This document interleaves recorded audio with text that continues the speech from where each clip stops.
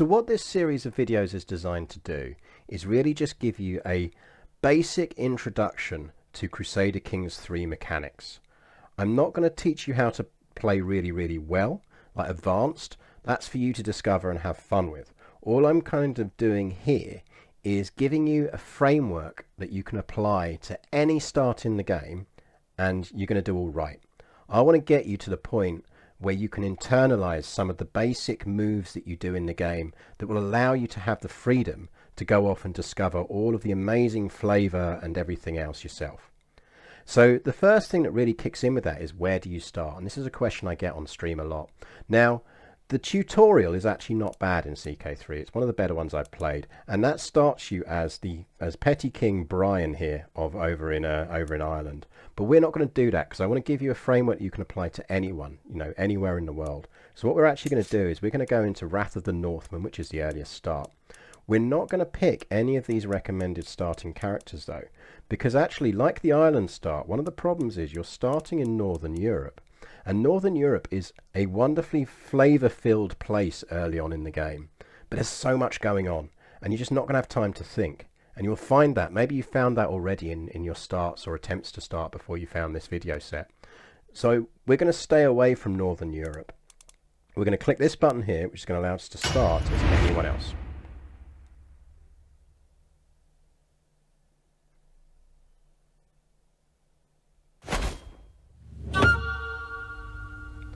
Now you're going to be looking at a map of the world right now, and this is really the whole world as far as CK3 is concerned. And it might be really tempting to think you should start as someone big, that'll make things easier. But here you need to remember something really important about Crusader Kings 3. Crusader Kings 3 is not a map painter. It's not a game about painting the whole world in your colours and conquering the world. Because actually one thing Crusader Kings 3 does really well is model the fact that if you try to do that in the medieval world, keeping a kingdom together after you die is really hard, and managing a large empire is really hard. You have to balance all these desires and needs and everything else. And this is one thing when you're first starting out that you'll struggle with, is you'll have so many decisions and people and events coming at you, you're just not sure what to do. So actually I recommend for starting that you actually want to start at ducal rank. Now this is actually the second lowest rank in the game. So the lowest rank you can start at is Count, but then you can also play as dukes, as kings, and as emperors. And what we're going to do is we're going to start as a duke, and then we're going to try and push to become a king. And that, I think, is a really nice early game progression. If you're looking to have fun early on and just test the waters and get to know things, it's a really great thing to do. And we're actually going to do it down here in the Mediterranean. And we're going to do it as subjects of the Byzantine Empire. And that's because being part of an existing empire is going to give us a bit of security from outside threats.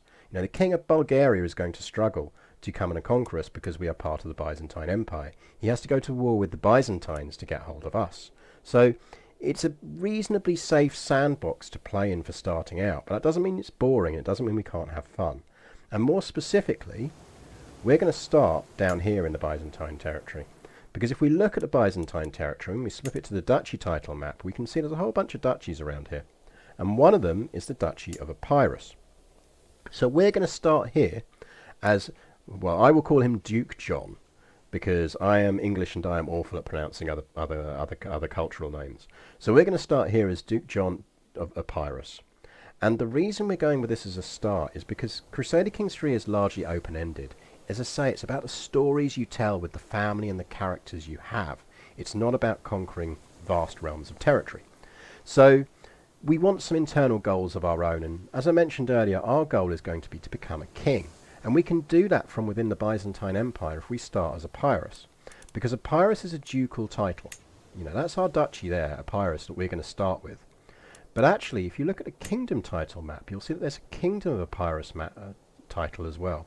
So our goal in terms of what we're going to do in this little tutorial, we're going to start as the Duke of Epirus, and we're going to push on, and we're going to look to become the King of Epirus and become a kingdom rank.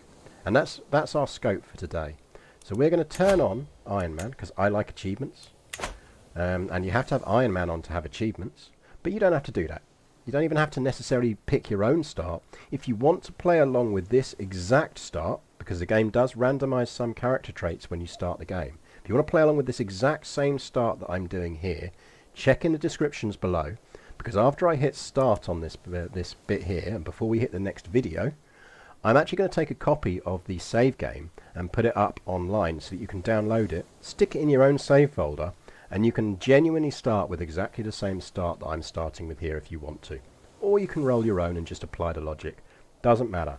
But let's get going, and in the next video we'll talk a bit more about why your character is important, and then look at some opening moves.